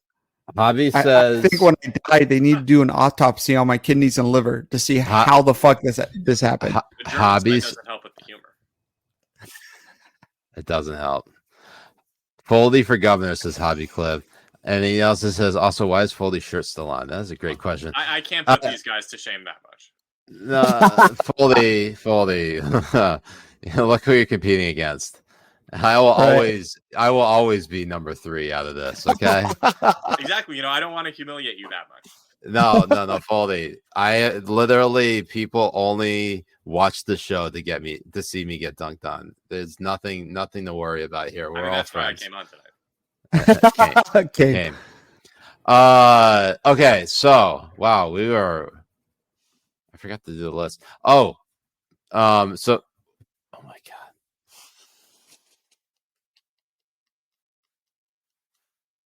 And now you can vote on Twitter on the Habibi Bros account. Vote for Zach because his exploits have been like national. Oh wow. Some people are splitting the vote. Yeah. Wow. Yeah, it's 50-50 right now. That's pretty fucking Alright, crazy. stop. That's a live poll. That's a live poll. Brett Favre is actually in the news because, according to text messages in the court filing obtained by the newspaper Mississippi Today, the former Mississippi governor Phil Bryant helped Brett Favre obtain welfare funds in order to build a new volleyball center at the University of Southern Mississippi, which to me is insane. Why would anyone want to build a volleyball stadium? Unless it's beach volleyball for sure, and it's all Brazilians that play it. No, you wouldn't, but you could. You could still make like a insane. It's absolutely insane. I don't. I'm hoping that the story is completely fake news and that it, like Brett Favre was like running guns or drugs to Mexico. And he was part of like some massive drug trafficking operation, and he was trying to basically get Mississippi, the state of Mississippi's like blind eye to never like look the other way, just straight up, favor for a favor. Master Thief says it was because his daughter was going there and playing. So no father does that for their daughter. Come to the Muslim world, of course. You'll never see that happen. Never. Favre was most known for his time playing with the Jets, right? Vikings. I thought the Falcons. Did he not play the No, he didn't play for the Falcons. Well, he was drafted by them, right? Was he? I think so. Oh no. He wasn't with the Packers when he started out. Who's Brett Favre? You're fucking kidding me, right, Jay? No, like it was the Falcons. It was the Falcons' his first year. Shit, I didn't know that. Of course I knew that. I did know that. Repeated itself with the Favre Rodgers and then Rodgers Love. Like literally, it's the same thing. No, there was a podcast on Aaron Rodgers that made total sense. That are you talking about Rogan?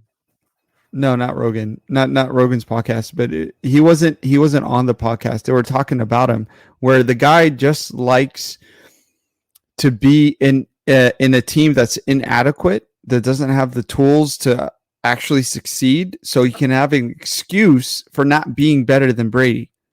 I love that theory. I love it. I always say he's definitely a more inadequate number 12.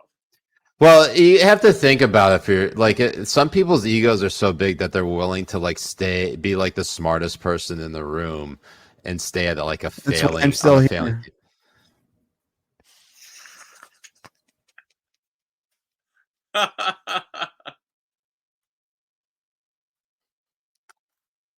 Walked right into that one. I'm gonna do, Jay. I'm not gonna rage quit. I've grown. I've grown inside. I've grown. Aaron Rodgers would rage quit at that. Aaron Rodgers would totally rage quit. And absolutely. Every team that he played for would be probably improved with him as starting quarterback, even at his advanced age now, right? Falcons with Mariota, Vikings with Kirk Cousins. The NFL just seems so weird now. It's just like I just don't recognize Brady it. broke the NFL when he left the Patriots. Like I think he really did. Like I actually think that like all of time stopped when on St. Patrick's Day 2020 when he announced that he was going to the Buccaneers, right? Because it was that week that everything shut down. Like that was it. I think that was what the continuity of Brady and Belichick and the Patriots was all that was keeping time and space together. Hold on. I definitely have a tweet about all of this because I completely forgot that like the week that everything happened, where like the shutdowns were happening, it was that exact week. It was that week that Tom Brady announced that he was going to the Buccaneers. And then I swear to God, I think I may have blamed Tom Brady for the COVID outbreak. Let's see if I have it. Oh shit. All right, maybe it wasn't exactly blaming Tom Brady, but this is the closest I got. This is from March 17th, 2020. It said the coronavirus pandemic was a Chinese plot with help from Tom Brady to ensure that all sports were canceled and that Brady was at the center of attention for when he made his announcement to leave the Patriots. Yeah. Holy shit. I did accuse him of starting the pandemic. No less expected. I mean, but it wasn't his fault for leaving the Patriots. You know what? I'm going to retweet this right now. Yeah, just do Do it. it. What a time to be alive. All right. So, do you think Brett Favre is going to prison now? Who the fuck is Brett Favre? All right. Foldy, I apologize. I know I don't actually think I told you how long these shows usually go. We usually go 69 minutes, but sometimes we like kind of run over. I'm very familiar. Much like how I run over Jay's mom in bed. Hi, Mom. Thanks for watching. Thanks for watching. She's the greatest. Mary, go follow her on Twitter. This is today. I was very honored. She's great. She's a lovely lady. She's a lovely lady. Man, we got like so many more salacious stories. Have you been following this Little Mermaid story? It's like the outrage online. It's like a live action Little Mermaid film, and Ariel's played by Halle Berry. I'm sorry, not Halle Berry, Halle Bailey, the singer. And Nick says, just joined. Why does Matthew still have a shirt on? To reiterate, this may ban me from ever winning office, but I still need to have jobs. Yeah, and also, yes, as we've discussed. Okay, so no thoughts on Little Mermaid. You guys don't like follow the culture war on that shit? I'm shocked that Disney is like doing something that's not as overtly pedophilic as like the other stuff that they were doing recently. So I'm also shocked that Disney decided to like actually make movies that are supposed to. The thing about Disney. Are they also filming this near the Uyghur slave camps in China? Right. Underwater, typically waterboarded. Mulan had the best soundtrack whatsoever. Which one?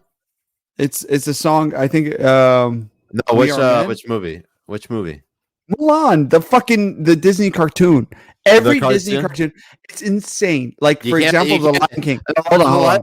Live action movies fucking suck because you can never recapture that magic. No. But what's insane to me is like The Lion King.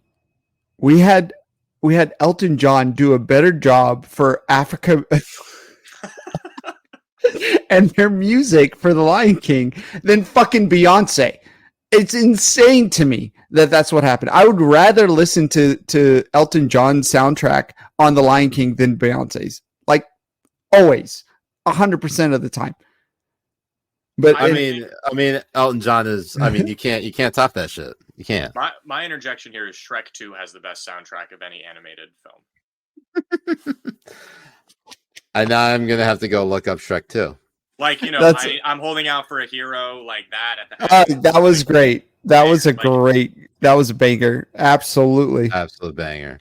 Hobby says, when are we going to get an Islamic Little Mermaid with a full niqab? I actually okay, you know how like there's Middle East and Chinese versions of Disney films?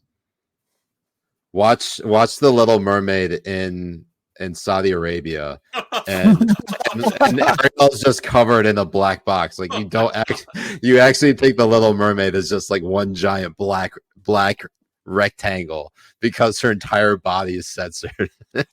Right.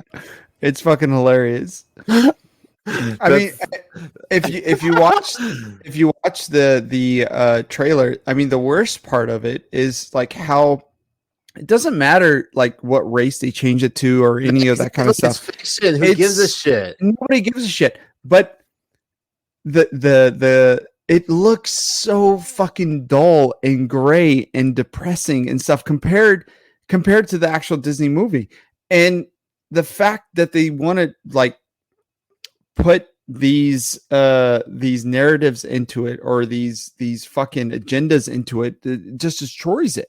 Like there was a magic to it. Like Mulan, for example, and I come back to Mulan.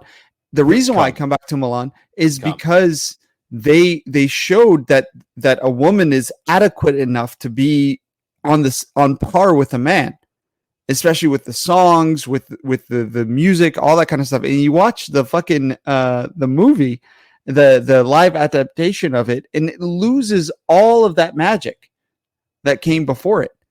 Like Mulan was such an empowering. Are you like, talking about how the live action was just so dull? Look, all these Disney, every Disney live action film is a fucking money grab. Don't go see that shit. They went and filmed Mulan in fucking Xinjiang, where they're actually detaining all the Uyghur Muslims. So fuck Disney, fuck Mulan, even the cartoon. That's right, I said it, Jay. Fuck you, because the cartoon was absolutely fucking great. Eddie Murphy was the shit in that. Though. Yeah, he was I will good. say that. He was Eddie Murphy's really the shit. good. Eddie Murphy's the shit in basically everything he touches. So can you imagine if Will Smith slapped Eddie Murphy? Oh my god, we start a war. That would be. I'd be in the streets rioting. Like, how dare Will Smith? I feel like everyone would just be on Team Eddie. It would be a very one-sided war. Oh yeah. I mean, 100%. It still is. It still is. Everybody. I mean, most people are on team like Chris Rock over that kind of shit because, like, when you see some of the videos that are clips that come out from like Jada and all that kind of stuff, it's like the life they live is fucking. Hey, that's so Hollywood, baby. That's Hollywood, baby. Yeah, Hollywood. I was just thinking, I think Chris Rock has been on like a movie spree recently. I just watched like doing serious films too, right? Well, I mean, there was that he or did mixed. that mini series that I don't remember the name of that I watched that was heavily advertised during NFL. But I just watched a movie called The Man from Toronto that he was in. I fell asleep during a movie he was in called Me Time. I think both of those latter two might have been. No, hold on. That was that little guy. What's his name? That's Kevin Hart. Kevin Hart. Oh, fuck. Not all. Hart Yeah. Matthew. Hold on. Yeah. Not all black people look alike. What if Will Smith slapped Kevin Hart? The guy would. I don't know how to pay attention. Hold on. That would if Will Smith slapped Kevin Hart, that would require that the Academy He like Awards really would bent have down. Yeah, he just slapped air. He couldn't hit him. The air. He just slapped air. No, the Academy Awards would have to admit that they fucked up with Kevin Hart because they made him the host of the Oscars, and then they dug up his old tweets and found out that he used like a bunch of homophobic. It was a homophobic joke. Yeah. And honestly, if you ever had an heir parent, they would think the same thing. I mean, there is no way. I mean, and like Baba is great and stuff, but like he would disown you like a motherfucker if you said you're gay for me. Oh, I mean, I've said way worse in front of Bubba, and he still apparently thinks I'm worth calling it once every month, 2 months, year. Carl Ferris says, "Hey guys, with all the new viewers, this would be a wonderful time to plug the Habibi Bros server. Also, good job on fantasy this week, Siraj Jay. Nice effort." Fuck you, Carl. Fuck you. You were supposed to tell me to play the guy. So in order to get into the Habibi Bros server, you actually have to become a follower. You actually have to sign up for our locals, and you can do that in the description of this episode. habibibros.locals.com. Use the promo code GenRuben69 to get 1 month free on our locals. And that's all caps, GenRuben69. Once you get in, should be an invite there to join the Habibi Bros server. Jay, is your knowledge of current football players as terrible as your knowledge of like football legends? And football. Oh, football in general. Because I like when I moved out of here to the UAE when I was like 8 years old. And the UAE, which is like Dubai, Abu Dhabi, and that in the Gulf, the main sport is of course soccer. So like soccer, I'm knowledgeable on, like Premier League, fucking La Liga, like all that kind of shit. I'm good. Jay actually follows a lot of sports despite being as inept as he is. Right. And when I come back here to visit my mom's side of the family, like I would be a St. Louis fan or a was St. Louis Rams or a Denver Broncos fan when Peyton Manning was there. I wasn't well versed when he was with the Colts. I wasn't like any of that kind of stuff, and of course I knew Brady and all that stuff. But now I'm like, I'm trying to get back into it, but I think the main sport that I would really like and get into is like hockey, because a lot of hockey is like soccer. Hockey, and then hockey's it's a good very sport. boring. Nothing happens, and it's a really low. Yeah. So exactly. for those of you who are not aware, Foldy ran, or do you still run all the fantasy football leagues? Oh yeah. Tell them about your experience. You never invited me back, Foldy. I'll do it next year. Okay. So you basically turn the sliders up for scoring on every single metric. You activate scoring for literally everything. So it's scoring. You're literally Jay. Also, there are no bench spots. Yeah. Every And it's individual defensive players also.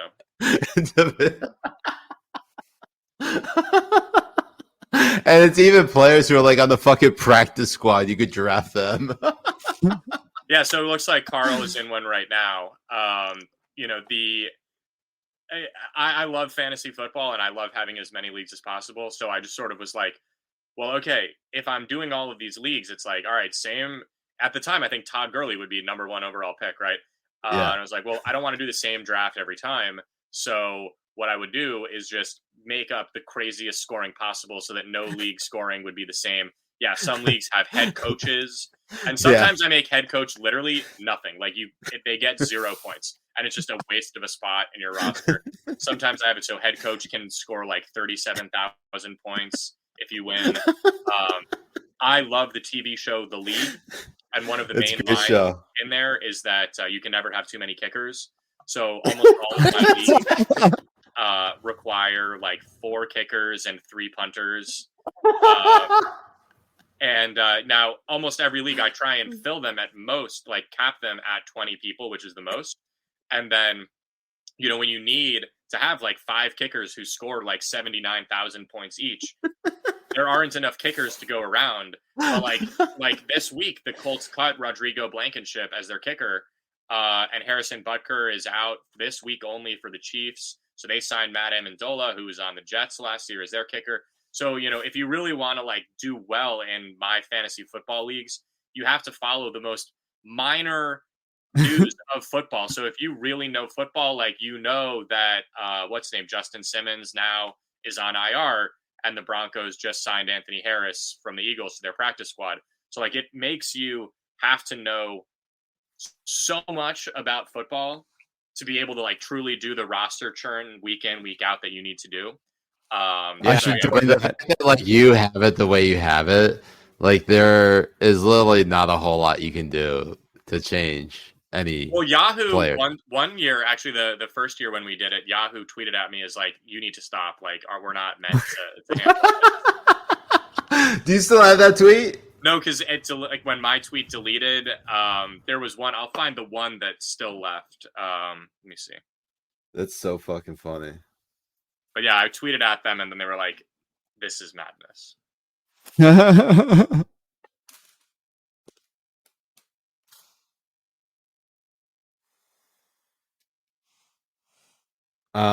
While you're finding that, Jay, did you hear the story about this French mayor who was arrested for allegedly trying to blackmail a political rival with a sex tape? Police officer. What? There's a tweet of a picture of the police officer that was part of the raid, and her ass is absolutely immaculate. And I think it was the New York Post. That was a photo from that raid. I think so. Huh. That's interesting. Now, are we gonna have to find this? Yeah. If someone has a link to that, please send it our way. We're coming up on hour 2. I'm sorry, not hour 2, hour 3 of Habibi Power Hour, and times are getting desperate. Jay, my brother Jay over here is starving. I am hungry. I'm gonna go to Taco Bell after this. Yeah. Ooh, what No, do we you want to get? quickly wrap this up. I get 5 tacos and a crunch wrap. Delicioso. God, I am so zonked out. I have no idea what I'm looking for now. Can someone please enlighten me? Ask us anything. Ask us anything. Let's get to ask us any. Was there any other story that we wanted to do? No, fuck it. Let's just go. R. Kelly was convicted of shit. I don't have anything for that. Just telling you. Indian Bros says, where the hell is Foldy? He went to high school with my mom, R. Kelly. R. Kelly, really? Yeah, like in the same grade. Was his mind telling? Was his mind telling him no? They did not interact. Okay. Sweet Seas Design says, no, Jay, that's a different story about the French raid that that happened. All right. Yeah. With the France big badonkadonk. Sweet Seed Designs, who's a loyal Habib T, says France has had a lot of fun stories right now. Specifically, Jay, I want to talk about this particular, these French, the French mayor being arrested for trying to blackmail somebody for having sex with a guy. And he too is a guy. So it's gay sex, Jay. Gay sex. Did you hear about that? Gay sex is when you and I are in the same room. That's true. That's also true. And if anyone tries to blackmail us for it, we'll just, be loud and proud and say, yeah, we did it. So, how you doing, Foldy? I just found one of the Yahoo Fantasy replies to me, which was I tweeted something like how I scored like 345 million points that week, and then Yahoo Fantasy responded to me and said, score 1 billion and then we'll talk. Oh, shit. Oh, yeah. Oh, here it is. This league, my tweet itself is gone, but it says this league must be stopped at all costs. That's so good. There it is. Here. Yeah, scroll up to the quote tweet. Go up one. Go up a little. I just sent the next one. Come on, Spencer.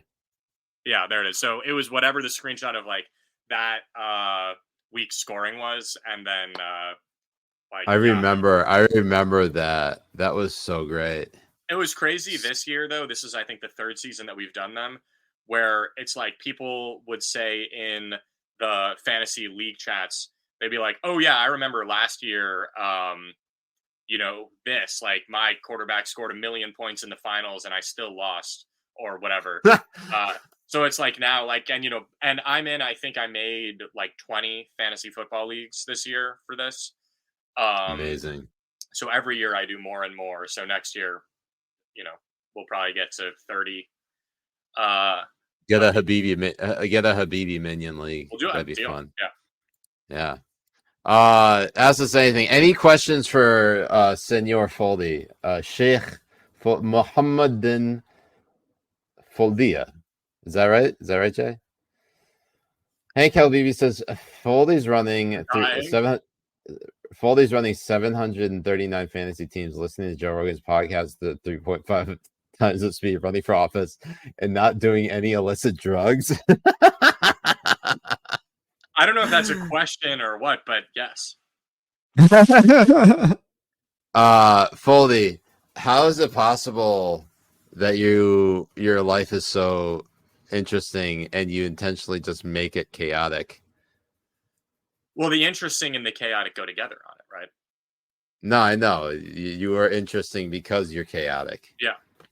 So you got a lot of like it seeps into your outfits. It seeps into your fantasy football leagues. It seeps into what's it called?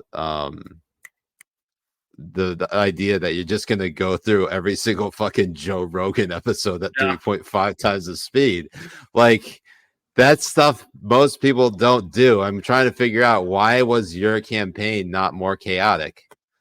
Well, Mike, literally, that was one of the least chaotic things I've ever done. which is insane. That's really saying something. Yeah, well, it's not saying that much that it was the least chaotic thing I ever done, because most things I do are crazier.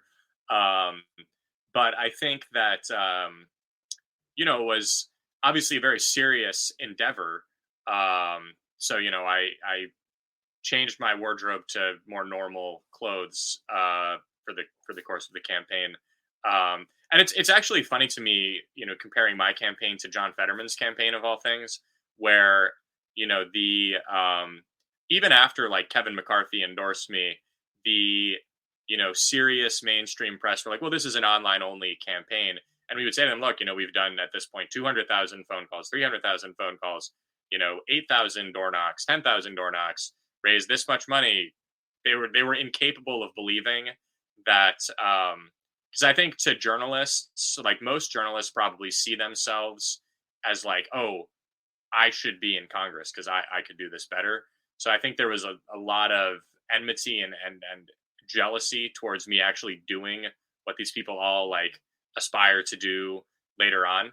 But like Fetterman's campaign is literally online only, right? He's not alive, and his campaign Twitter is just like a bunch of idiots being like, Dr. Oz scared me today, like please follow me.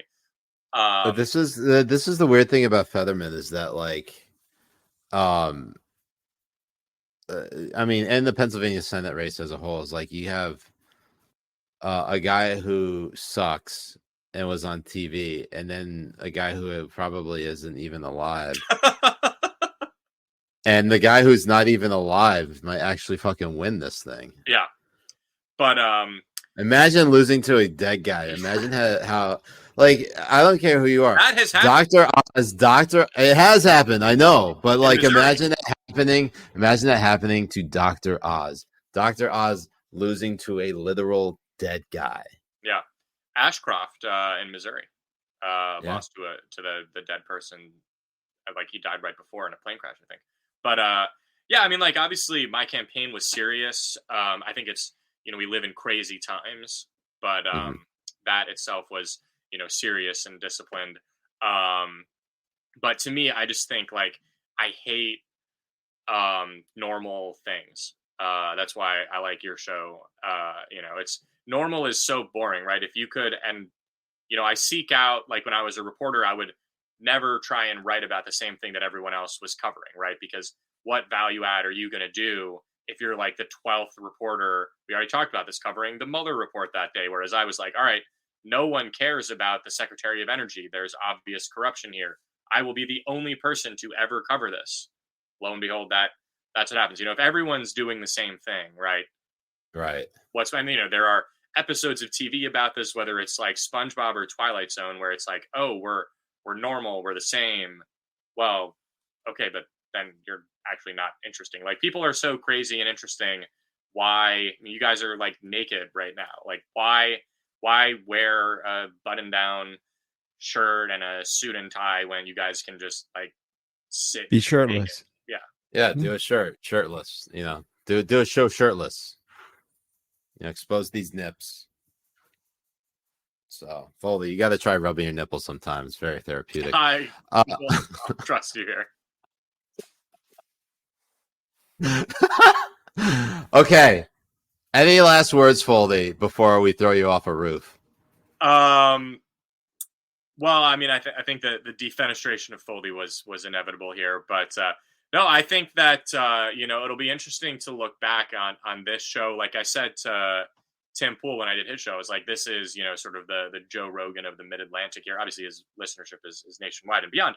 But like, shows like this to me are 1,000 times more fun to do than, I mean, we all were on Newsmax recently. I love Newsmax. I think it's an awesome channel. They actually, Jay, did they cancel your hit again? Did they ever rebook you? No, they haven't. Those we were fucking supposed to be on Islamophobic. Newsmax. We were supposed, all of us. The failure of that, though, is what he was like, oh, come on the show. And I was like, okay, deal. Come. But I think, these are way better, sources of news than, watching primetime television. And the Habibis are awesome. The Minions are awesome. We send our regard and love to all of the the Habibis out there and the Habibtis. And thank you guys for having me on. You know, as long as I'm not an active candidate for federal office, I should be down to come on whenever you guys need me on. Whenever King Chuck can't do it, you know, I'll be your ringer. Excellent. Alhamdulillah. Alhamdulillah. Well, Matthew Foldy, thank you so much for joining us. You can find him on Twitter at Matthew Foldy. It's right there on the screen. It's also in the description of the video. As you could also follow Jay on Twitter at Assliken. That's right, ASSLIKEN. Spencer, our producer. Spencer, hop in here, say hello. What's good, everyone? Spencer, where can people find you on Twitter? Like they care about you. At Spencer_Sachs. Follow me there. But follow the Habibi Bros Twitter account because we're just over 6,000, so we gotta get to 6,900. Yeah, you gotta get yes, 69, inshallah. And I'm Siraj. You can find me on Twitter at Siraj Hashmi. Wow, Jay, first time in a long time we've done a 2-hour show. Alhamdulillah. Alhamdulillah. I bet Taco Bell's waiting for me. Taco Bell's waiting for you. Foldy, we'll let you get going. Peace it, Messalam. Have a good night, baby.